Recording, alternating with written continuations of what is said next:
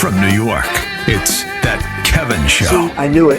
Come on, Kev. What's a few classified documents between friends? I told you all the time. I knew it. I knew he had some too. Here he is, That Kevin McCullough.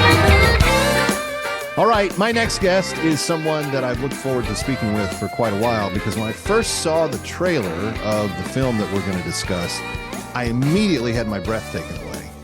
It's been shot in amazing, like, drone footage, 4K, beautiful. You got to see this movie on the big screen to really appreciate the scope of what it is. But if you were watching last week, you may have remembered that I mentioned a film called TheJourney with Andrea Bocelli and a few special guests, some of which we have had frequently on this show in recent weeks. So looking forward to telling you more about that.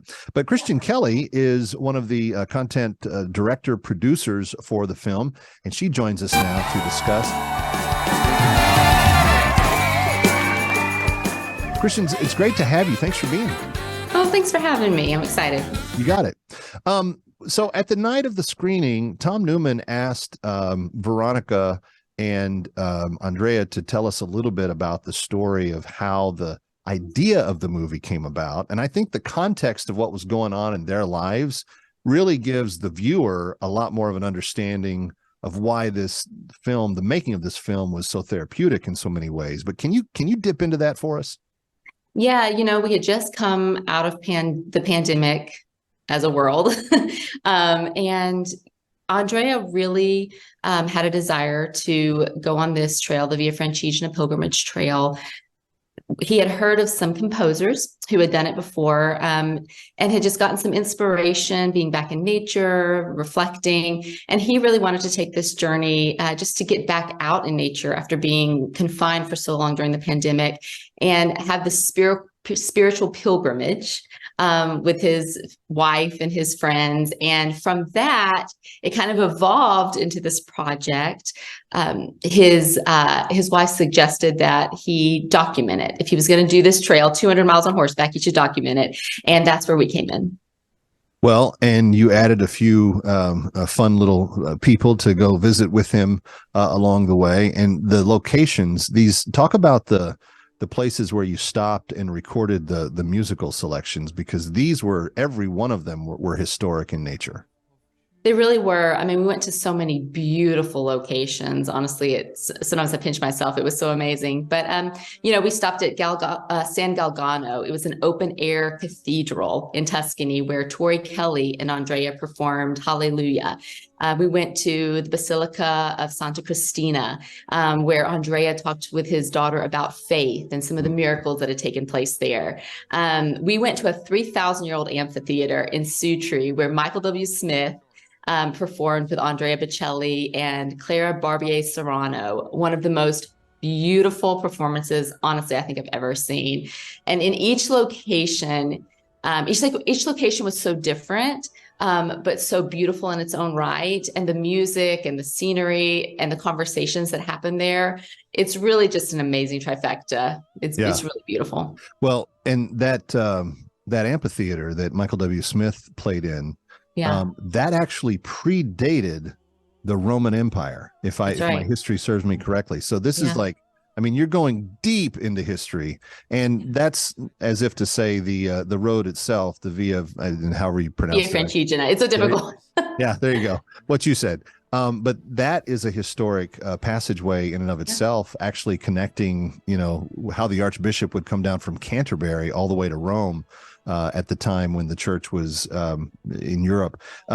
So let me ask you about because as someone who has produced a lot of media and kind of a nerd in this way, I kind of always love to see the behind the scenes of how it happened.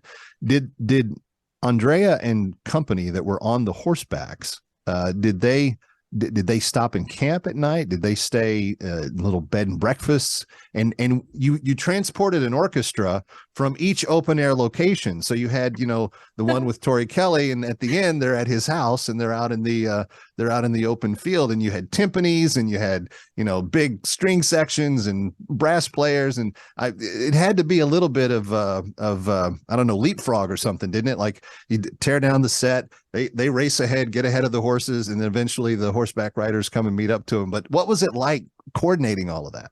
Yeah, there were some crazy logistics that we had to coordinate in putting this project together. But yeah, Andrea and Veronica and his friends would ride 6 to 8 hours a day. I mean, they would ride, stop for lunch. We'd have a camp set up for lunch. Nice. Then they'd start back again and ride. He was determined to do the 200 miles. He was not going to do a shortcut. He was not going to skip anything. This was a real pilgrimage for him, and he really wanted to do it. And so we rode all the way from Rome to his hometown, Laiatica, which is 200 miles. And we would ride for several days. I was actually in a car with them, listening and writing down notes and fielding questions.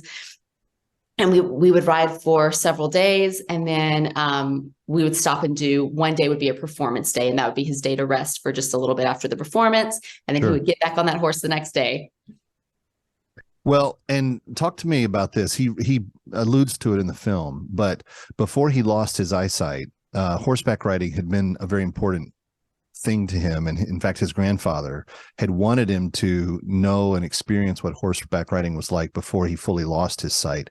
Talk about why that element of this plays such a crucial role.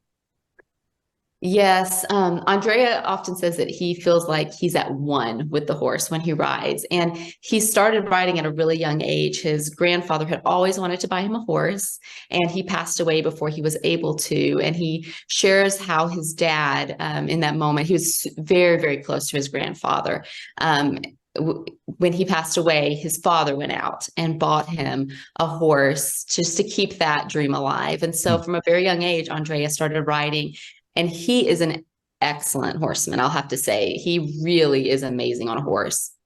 Now, how does that work? Because obviously every horseback rider is dependent upon the animal that they're riding to be sound, but there's still a degree of direction that the rider usually gives the horse. So, and in most of the footage that was in the film, Andrea was leading the group, not usually following. So how did his horse know to stay on the road, not to go off here or there? Like, what was I'm just curious about the background on that. Well, we had ahead of them, there was kind of a guide horse. Okay. So we had Barbara was her name. She was ahead of them on a horse. So you don't really see her very often, except in some of the drone shots. And so the horses were following somewhat. But really, he feels, I mean, it's really amazing. You know, they say when you lose one sense, the others are amplified. Yes. And he really feels the trail. There was one area we were in, and I remember I was listening, and it was this beautiful open air area of fields. And he goes, "Oh, this place is so beautiful, so peaceful and big." It was amazing. You know, the senses that he had of where he was. There's a lot of times in the film that I was constantly catching myself almost giggling a little bit, because when he would greet the new musicians that were joining him, he'd be saying, "It's so good to see you." And, you know, he's blind, and it's a little miracle in and of itself that he has that kind of sense and presence. Go and see it. Take your friends. It's amazing. Great for this coming Holy Week. And I think you'll really, really love it. Coming right back. More conversation. Stay here. Ready or not, we'll be right back.